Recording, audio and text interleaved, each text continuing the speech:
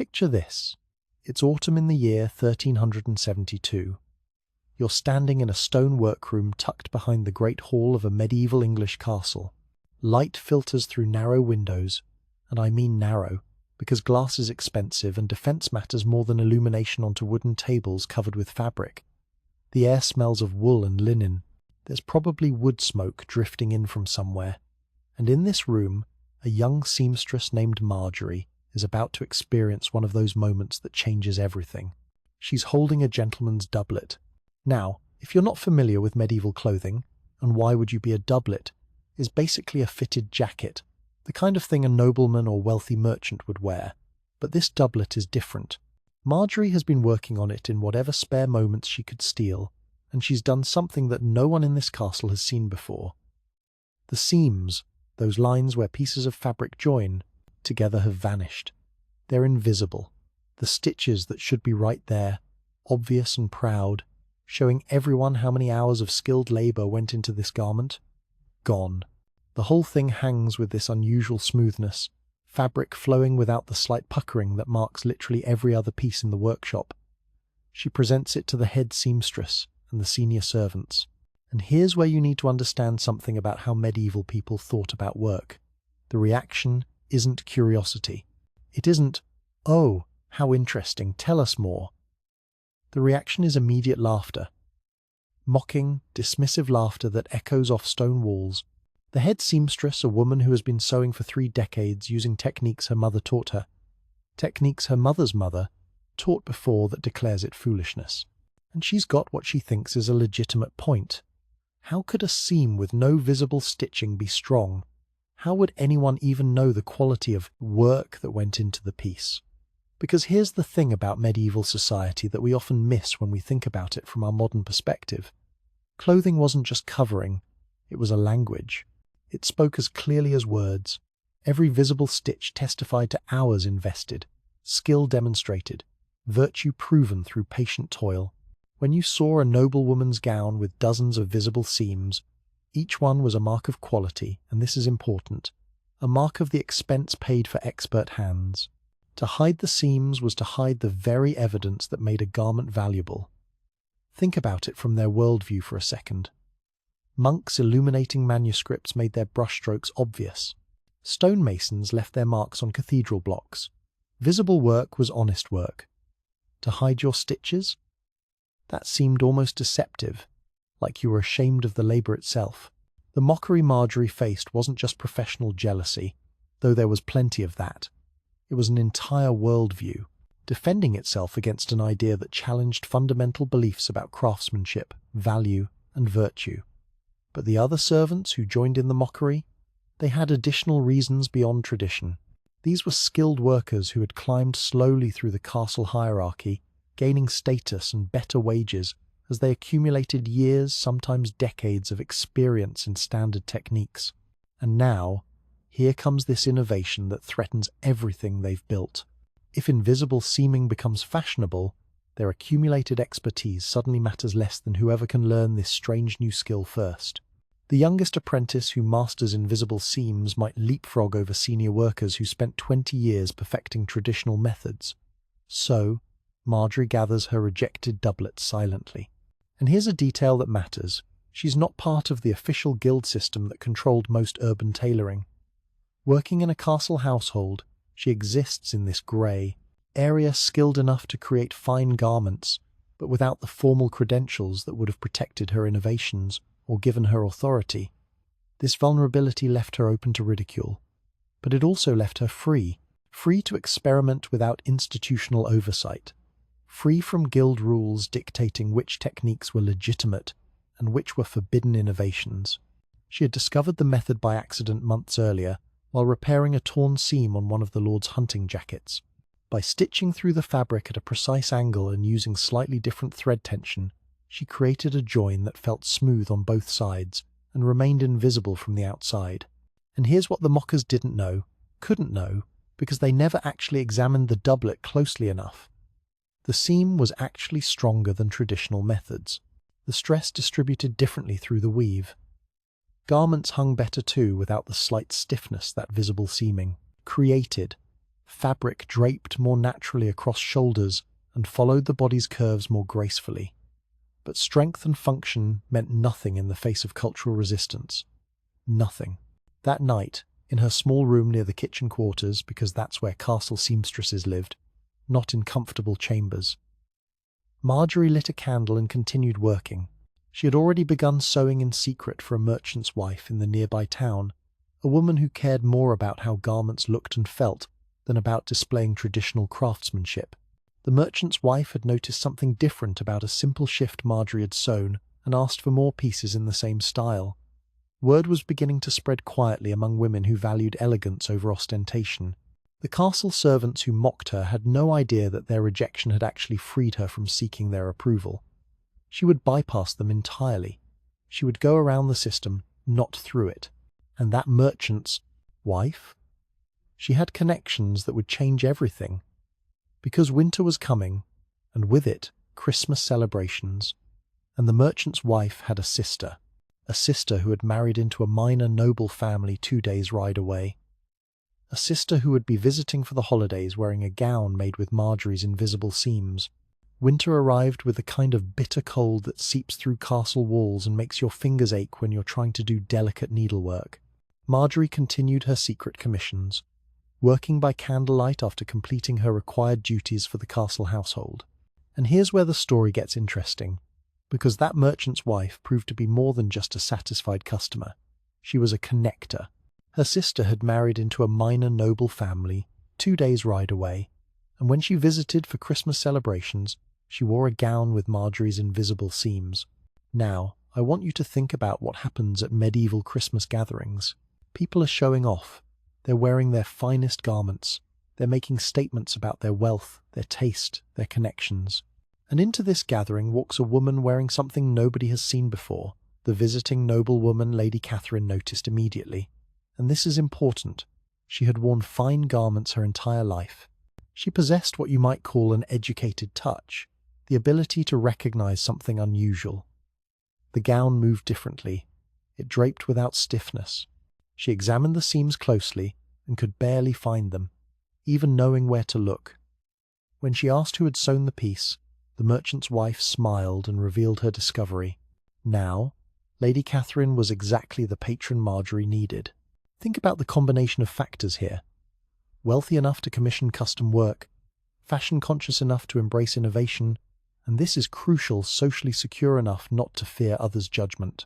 She wasn't some minor lady trying to climb the social ladder who needed to play it safe with traditional styles.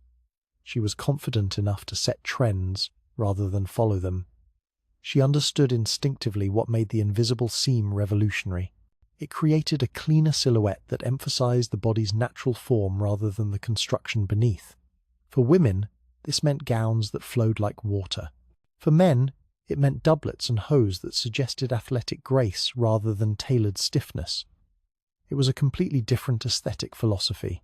Within 2 months, Lady Catherine had commissioned an entire wardrobe featuring invisible seams.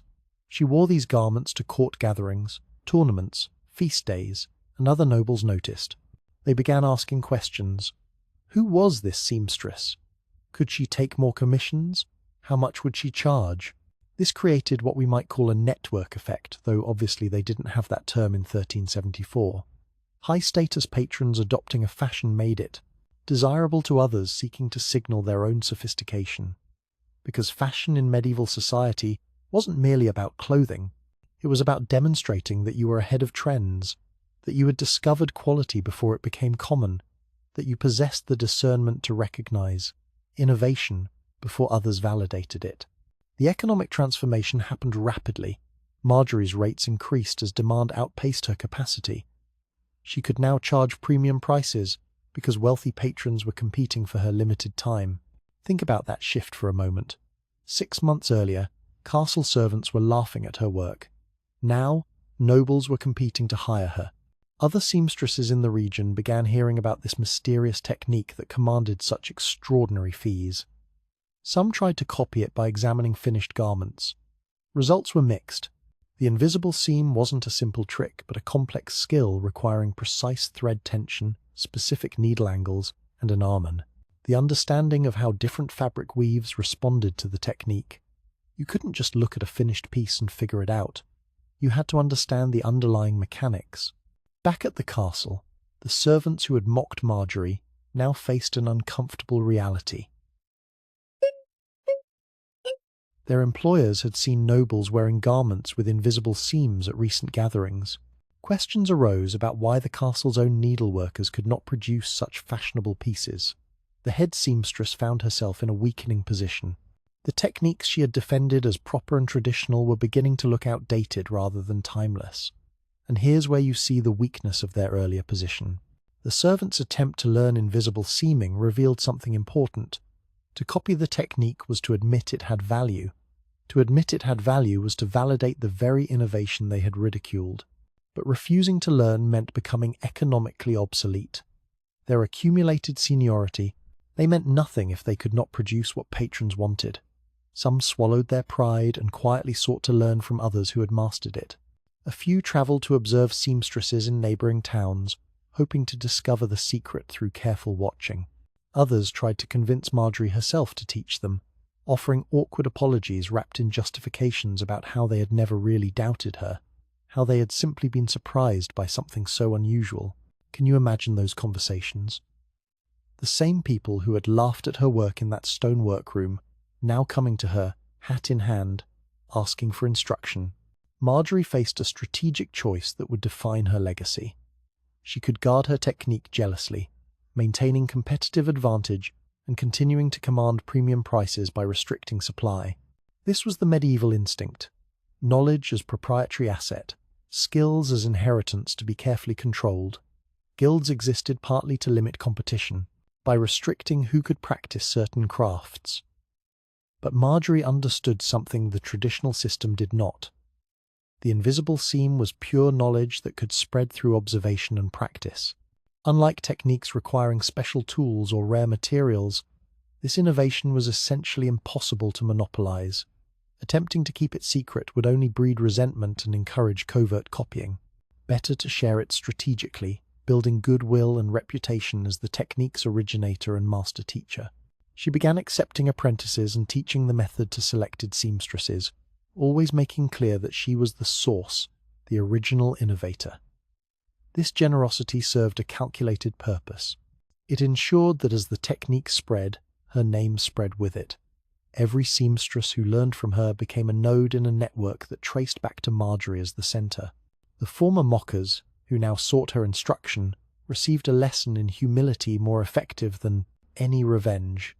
She taught them patiently, demonstrating the very technique they had scorned. Some became genuinely skilled at invisible seaming. Others never quite mastered the subtle hand tension required and produced inferior work that made Marjorie's original pieces seem even more impressive by comparison. Think about what happened here. Marjorie turned rejection into opportunity.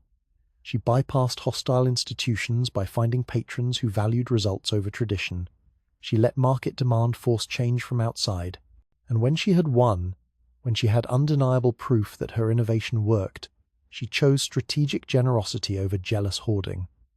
That's not just craft skill. That's sophisticated strategic thinking. By 1380, invisible seaming had transformed from controversial innovation to fashionable standard among wealthy patrons across England and into France. And I want you to think about how fast that is in medieval terms. 8 years, in a society where most techniques were passed from mother to daughter for generations without changing. This new method had gone from ridiculed experiment to widespread practice in less than a decade. The technique spread through multiple channels simultaneously. Travelling nobles brought garments to new regions. Ambitious seamstresses migrated to cities where demand was highest. Merchants dealing in finished clothing began specifically requesting pieces featuring the technique. It was like watching information go viral, except instead of the internet, you've got people on horseback and sailing ships. Urban centres with competitive textile markets embraced invisible seaming, faster than rural areas where traditional hierarchies remained strong. In London, Florence, and Paris, workshops competed intensely for high-value commissions. Any technique that offered competitive advantage was adopted rapidly. The invisible seam provided both practical benefits, better drape, increased comfort, and status, signaling, demonstrating access to cutting-edge fashion. Workshops that mastered it thrived. Those that clung to traditional methods found themselves serving less fashionable, lower-paying clients. Guild authorities initially resisted, as institutions generally do when faced with disruptive innovation. The seamsters' guilds in major cities debated whether invisible seaming represented legitimate advancement or dangerous deviation from proven methods. Guild meetings grew heated. Older masters argued that making seams invisible deceived customers about the work involved. Younger members countered that improving garment quality through innovation was exactly what craftsmanship meant. Some guilds attempted to regulate who could use the technique, requiring special certification or additional fees, but market forces proved stronger than institutional resistance. When wealthy patrons demanded invisible seams, workshops provided them regardless of guild pronouncements. Attempting to forbid a technique that customers wanted simply encouraged craftspeople to work outside guild jurisdiction or to relocate to towns with more flexible rules. Eventually, pragmatic guild leaders recognized that fighting fashion trends was futile. Better to embrace the technique and set quality standards than to lose control entirely. The economic geography of textile production shifted subtly. Regions where seamstresses mastered invisible seaming gained reputations for superior clothing construction. Flanders, already famous for cloth production, became equally renowned for finishing work featuring invisible seams. Italian city-states incorporated the technique into their luxury garment trade. Spanish tailors adapted it for men's doublets and hose, creating the smooth silhouettes that would define Iberian court fashion for generations. The technique also revealed interesting patterns about innovation adoption. Younger workers learned it more easily than older craftspeople, partly because who had less invested in traditional methods, and partly because the hand flexibility required came more naturally to those who had not spent decades training muscles for different stitching angles. Women often mastered it faster than men, possibly because prevailing gender divisions meant women typically did more detailed seam work, while men focused on cutting and pattern making. This created unusual social dynamics in workshops. Young female seamstresses sometimes surpassed their older male masters in reputation and income, specifically for projects featuring invisible seams. These inversions of traditional hierarchy caused resentment, but also opened opportunities. Some enterprising women established independent workshops specializing in invisible seam finishing, taking pieces that male-dominated cutting workshops prepared and adding the seaming that commanded premium prices. Think about what this means. In a society with rigid gender hierarchies, where women rarely owned businesses or controlled their own economic destinies, this technique created openings, not revolution exactly, but cracks in the system, opportunities that hadn't existed before. The castle servants who had originally mocked Marjorie now found themselves in a changed world. Some had learned the technique adequately and maintained their positions. Others, too proud or inflexible to adapt, saw their status erode as younger workers with modern skills replaced them. The head seamstress who had led the initial mockery retired by 1385. Her authority diminished after years of resisting innovation that eventually proved inevitable. Marjorie herself had become something rare in medieval society, a woman whose name was known beyond her immediate community for her craft innovations. She continued working from a larger workshop, now employing several apprentices and journeywomen who had learned her technique. She received commissions from noble households across multiple counties. When important visitors came to the region, they often requested introductions to the famous seamstress whose technique had transformed garment construction. The invisible seam had also evolved beyond its original form. Other seamstresses, building on Marjorie's foundation, developed variations for different applications. Some created techniques for invisible hem finishing. Others adapted the basic principle to decorative seaming, where colored threads created subtle patterns visible only at certain angles. The innovation had spawned an entire family of related techniques, all tracing back to that original doublet that castle servants had mocked. Not everyone benefited from the transformation. Rural seamstresses working in isolated manors sometimes never learned the technique, finding themselves unable to compete when their employers visited cities and saw how garments could look. Traditional workshops that refused to adapt lost business to more flexible competitors. Apprentices trained, exclusively in old methods found their education suddenly obsolete, like scholars who had memorized Latin texts just as vernacular literature became fashionable. The invisible seam also affected garment prices in complex ways. Initially, pieces featuring the technique commanded premium rates because few could produce them and wealthy patrons competed for limited supply. As more seamstresses mastered it, prices for invisible seamed garments dropped toward the level of traditional construction. But quality differences emerged. The best practitioners still commanded premiums, while mediocre invisible seaming became just another standard service. The market stratified based on execution quality, rather than simply whether a garment featured the technique. What you're watching here is how innovation transforms entire industries. It creates winners and losers. It disrupts established hierarchies. It forces people to adapt or become obsolete. And it does all of this, whether institutions approve or not, whether authorities regulate or not, because at the end of the day, people want things that work better. They want garments that fit better, feel better, look better, and they'll pay for it. By the mid-1400s, invisible seaming had become so standard in quality garment construction that apprentices learned it as a basic skill rather than an advanced technique. What had once been controversial innovation had transformed into foundational tradition. The technique appeared in tailoring manuals and guild training programs without any mention of its contested origins. Think about that for a moment.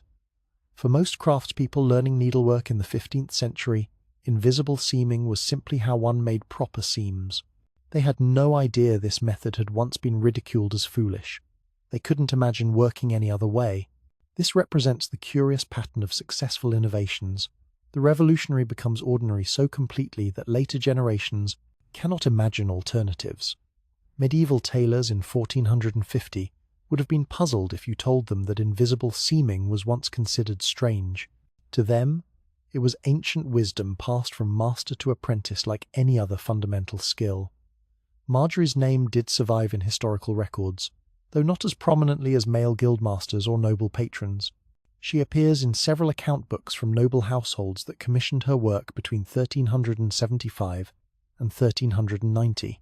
A guild registry from 1388 records a dispute where she testified as an expert witness about proper seaming techniques. Court records mention her work in a lawsuit about a merchant who refused to pay for commissioned garments, with detailed descriptions of invisible seaming technique used as evidence of quality workmanship. These fragmentary records allow us to reconstruct her story, though many details remain unknown. I don't know exactly when or where she was born, precisely how she discovered the technique, or when she died. But we know she existed. We know she innovated. We know others initially mocked her work, and we know her technique ultimately proved so valuable that it could not be suppressed regardless of institutional resistance. The invisible seam's legacy extends far beyond medieval fashion. The basic principle, stitching through fabric at specific angles with controlled tension to create joins that remain strong while staying hidden, appears in virtually all modern tailored clothing. Contemporary suits, dresses, shirts, and coats use variations of the technique Marjorie, developed in a 14th century castle workroom. Modern sewing machines automate what she did by hand, but the fundamental approach remains recognizable. Museum collections preserve medieval garments featuring early invisible seaming, allowing textile historians to examine the technique's evolution. A gentleman's doublet from approximately 1385, held in a London museum collection, shows sophisticated invisible seaming consistent with Marjorie's methods. A noblewoman's gown from 1410 demonstrates how the technique had evolved to accommodate different fabric weights and decorative elements. The story also illuminates broader patterns about innovation, recognition, and gender in medieval society. Marjorie's name survived partly through fortunate documentation, those account books and court records that happened to preserve her work. Countless other women who innovated textile techniques left no traces because their work was not formally documented or was attributed to male workshop masters or noble patrons. The invisible seam technique might have been credited to a male tailor, if not for the specific circumstances that created written records mentioning Marjorie explicitly. And here's something worth reflecting on. The servants who mocked her have no names in history. They are forgotten completely, remembered only as anonymous antagonists in Marjorie's story. This represents a kind of poetic justice. Those who ridiculed innovation are erased, while the innovator, however imperfectly documented, maintains presence across centuries. The mockery that seemed so powerful in that castle workroom in 1372 echoed only briefly. The technique they scorned outlived them by centuries and continues into the present day. For us today, Marjorie's story offers a reminder that the everyday objects and techniques we take for granted often began as someone's ridiculed experiment. The clothing we wear incorporates innovations that faced resistance, mockery, and institutional opposition before eventually proving too valuable to ignore. Every so-called traditional technique was once someone's crazy idea that challenged established wisdom. Her story also demonstrates that the best response to institutional mockery is sometimes to bypass the institution entirely.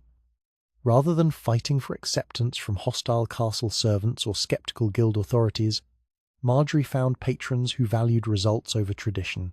She let market demand force change from outside, proving that economic forces can overcome social hierarchies when innovation provides genuine value.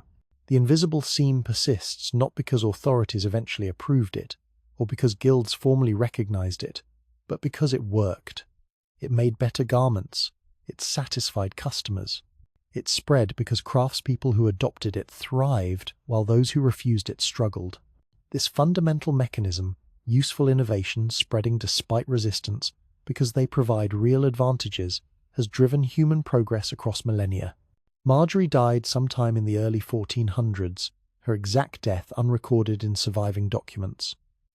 But in workshops across the world today, seamstresses and tailors use techniques directly descended from her. Innovation. They rarely know they are practicing a method born from one woman's willingness to withstand mockery and trust that quality would ultimately prove itself. The invisible seam, rejected in a medieval castle workroom, became foundational to how humanity creates clothing. The ridicule faded. The innovation remained. The mockers vanished into silence. The technique stitched itself into forever. And maybe that's the ultimate measure of significance in history. Not whether you were celebrated in your own time, not whether institutions validated your work, not whether you received proper credit or recognition, but whether what you created proved so useful, so valuable, so fundamentally better than what came before, that people 700 years later are still using it without even realizing they're carrying forward your legacy. That doublet that castle servants laughed at, its descendant is probably hanging in your closet right now,